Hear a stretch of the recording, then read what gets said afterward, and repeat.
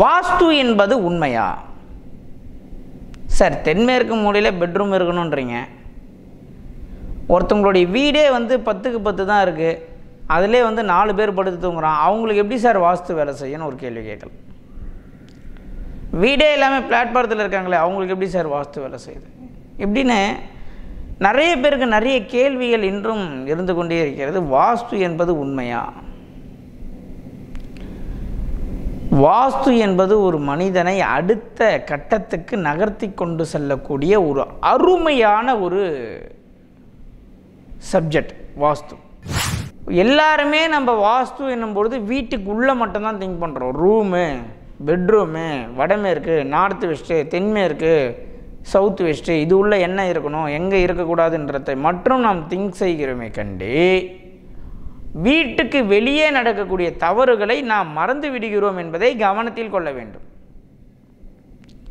உங்களுடைய ஃப்ளாட்டில் நார்த் ஈஸ்டில் காமன் ஏரியாவில் குப்பை தொட்டி இருக்குதுன்னு வச்சுக்கோங்களேன். அந்த ஃப்ளாட்டில் குடியிருக்கும் அத்தனை குடும்பத்திலும் மூத்த தலைமகன்களுக்கோ இல்லை குழந்தைக்கு படிப்பு சார்ந்த விஷயங்களையோ தடைகள் நிச்சயமாக ஏற்படும். ஏன்னா வடக்கும் கிழக்கும் சந்திக்கக்கூடிய இடம் என்பது குருவோடைய ஏரியா. அதனால் வடகிழக்கு மூலையில் தயவு செய்து பெரியோர்கள், பெற்றோர்கள், வயதானவர்கள் தூங்குவதை தவிர்க்கவும். அதை தூங்கக்கூடிய அறை அல்ல. அங்கே தூங்கினா உங்களுடைய அடுத்த தலைமுறையோடைய வாழ்க்கையின் பிரகாசம் என்பது இருட்டாகிவிடும். மூத்த குழந்தையோடைய வேலை தடைபடும், வேலையில் வருமானம் தடைபடும், வருமானம் பெருகாமல் தடைபடும். அதனால் இந்த மாதிரியான சிறு சிறு தவறுகள் ஒரு மிகப்பெரிய வாழ்க்கையில் வெற்றியை கொடுக்கும். இந்த தவறுகள் கண்டறிந்து நீங்கள் சரி செய்தால் வாழ்க்கையில் மிகப்பெரிய வெற்றியை கொடுக்கும்.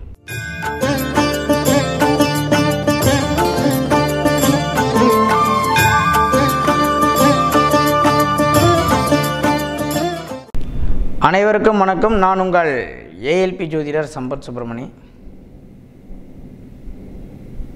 இன்று நாம் பார்க்கக்கூடிய தகவல் மிக அற்புதமான ஒரு தகவல், அனைவருமே தெரிந்துக்கக்கூடிய ஒரு தகவல். வாஸ்து என்பது உண்மையா? சார், தென்மேற்கு மூலையில் பெட்ரூம் இருக்கணுன்றீங்க. ஒருத்தவங்களுடைய வீடே 10க்கு 10 தான் இருக்குது, அதிலே 4 பேர் படுத்து தூங்குறான். அவங்களுக்கு எப்படி சார் வாஸ்து வேலை செய்யணும் ஒரு கேள்வி கேட்கலாம். வீடே எல்லாமே பிளாட்பாரத்தில் இருக்காங்களே, அவங்களுக்கு எப்படி சார் வாஸ்து வேலை செய்யுது? இப்படின்னு நிறைய பேருக்கு நிறைய கேள்விகள் இன்றும் இருந்து கொண்டே இருக்கிறது. வாஸ்து என்பது உண்மையா? வாஸ்து என்பது ஒரு மனிதனை அடுத்த கட்டத்துக்கு நகர்த்தி கொண்டு செல்லக்கூடிய ஒரு அருமையான ஒரு சப்ஜெக்ட் வாஸ்து. இந்த வாஸ்துவில் நான் தெரியாமல் செய்கின்ற தவறுகள் என்ன என்று நாம் புரிந்து கொள்ள வேண்டும். இந்த வாஸ்துவில் அது ஒரு மாஸ்டர் சப்ஜெக்ட். அது சரி, மேஜரான கரெக்ஷன்ஸ் எல்லாம் பண்ண முடியாது. சரி, சின்ன சின்ன கரெக்ஷன்ஸு வீட்டில் நம்ம என்ன செய்கிறோம், அன்றாட வாழ்க்கையில் நாம் செய்யக்கூடிய தவறுகள் என்ன அப்படின்னு நம்ம பார்க்கணும். அன்றாட வாழ்க்கையில் வாஸ்து என்ற ஒரு விஷயத்தில் நாம் செய்யக்கூடிய தவறுகள் என்ன? வாஸ்து வேறு, மனிதனுடைய உடல் வேறு கிடையாது.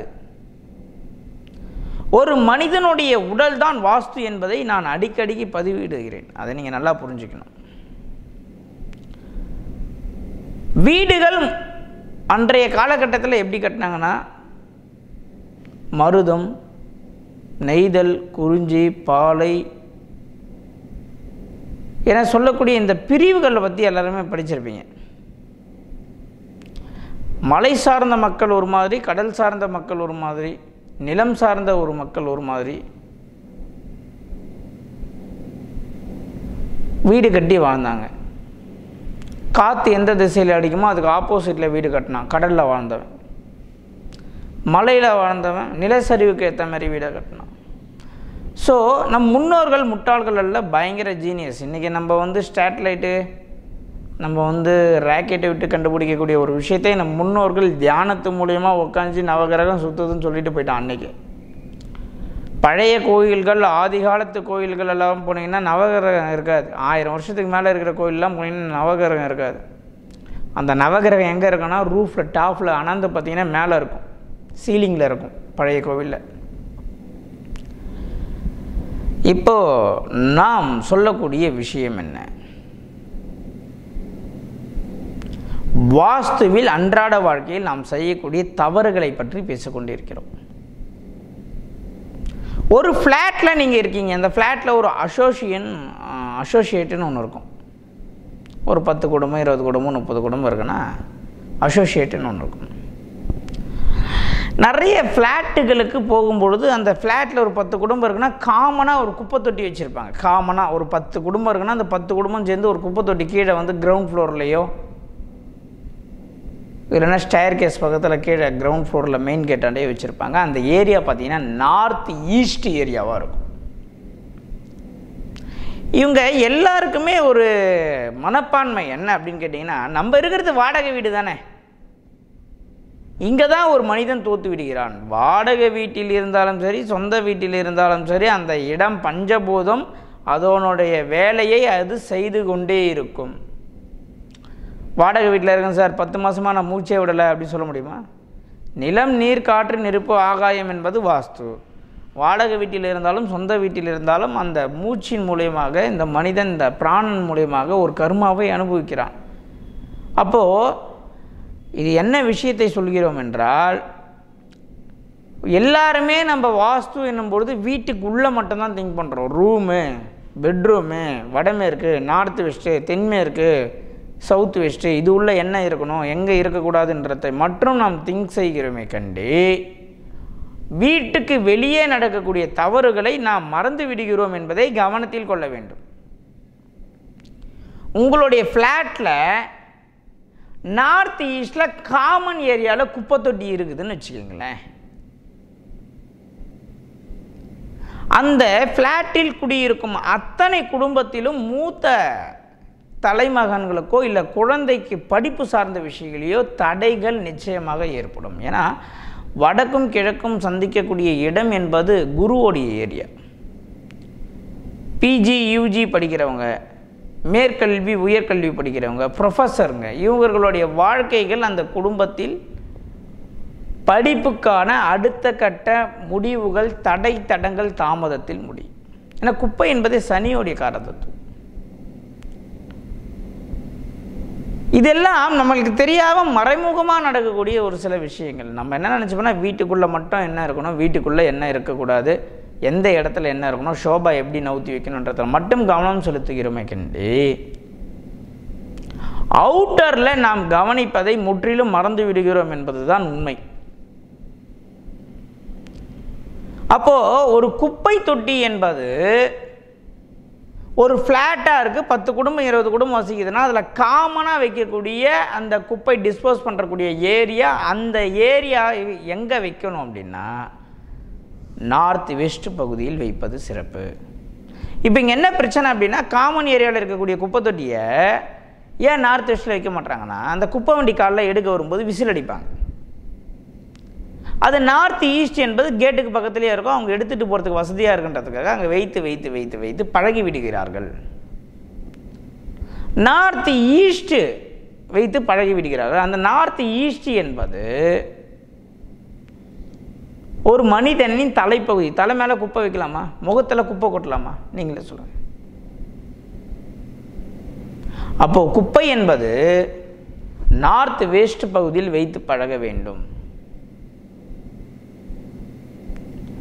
என்றார். ஒரு இதுவரை நாம் செய்து தெரிந்து கொள்ளாத அரிய புதிய தகவலை ஒன்று நான் இங்கே சொல்ல போகிறேன். ஒரு வீட்டில் எனக்கு ரொம்ப ஒரு மன வருத்தமான விஷயம் கூட. ஒரு வாஸ்து நிபுணர் என்ன பண்ணியிருக்காருன்னா, ஒரு இடத்துல வாஸ்து பார்க்க போயிருக்காரு. ஒரு வயசான பெரியவங்களை நார்த் ஈஸ்ட்டில் படுக்க சொல்லியிருக்காரு. இந்த ரூம் யாரை யூஸ் பண்ணுறாங்கன்னு கேட்டிருக்காரு. இந்த ரூம் காலியாக தான் இருக்குது, இங்கே உங்கள் அம்மா அப்பாவை படுக்க சொல்லுங்கள்.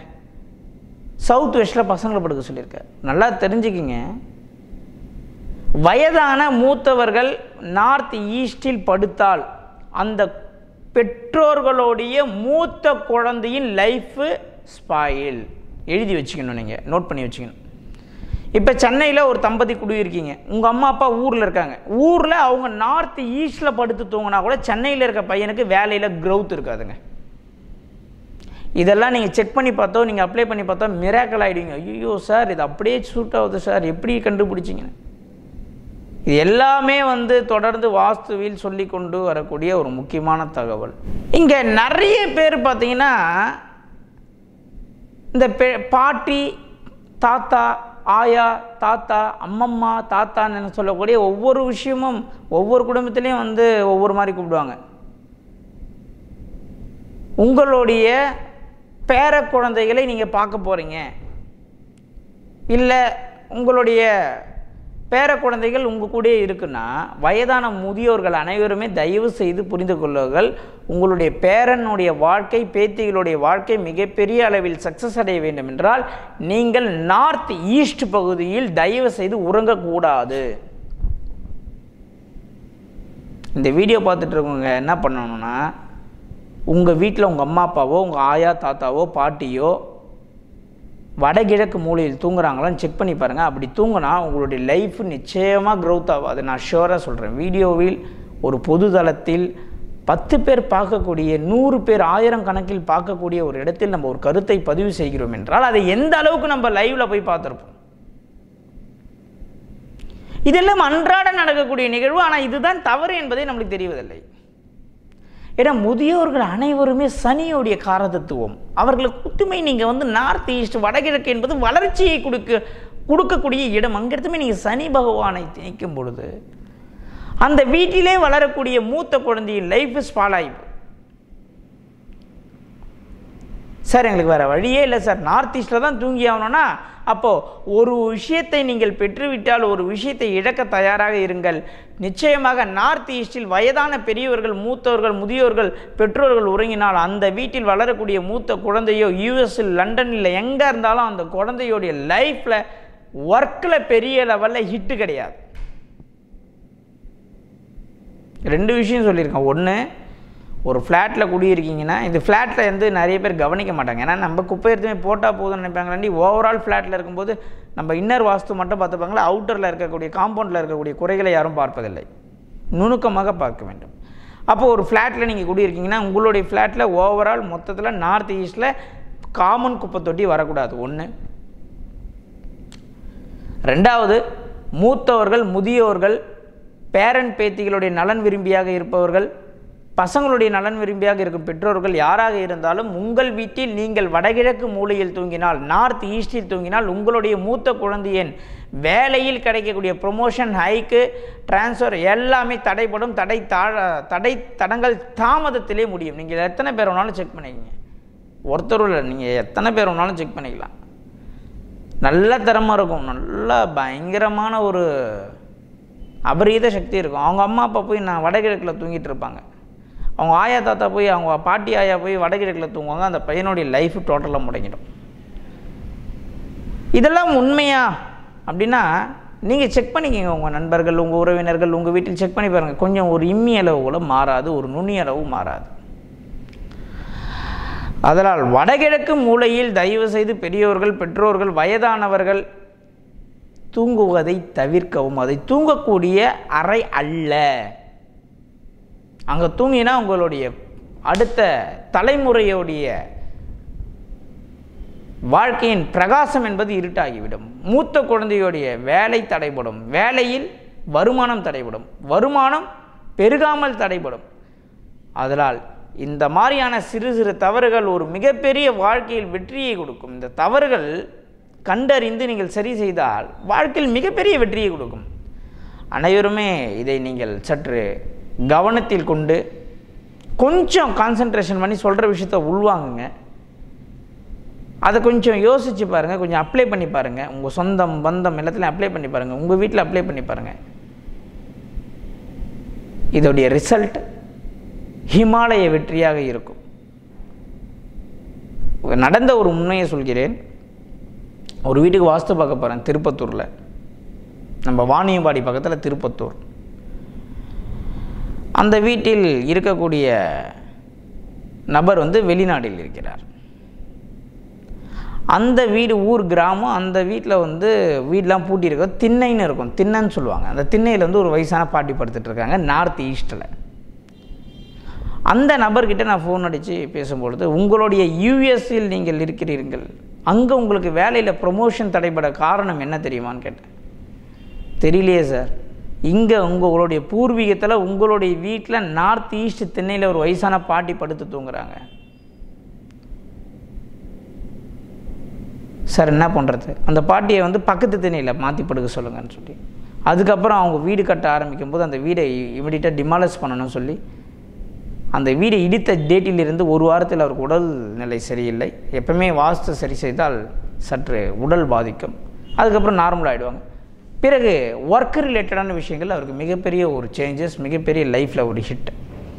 இதை தான் நாம் மீண்டும் மீண்டும் சொல்கிறோம். வாஸ்து என்பது கடல் கடந்து இருந்தாலும் பூர்வீகம் என்பது வேலை செய்யும்.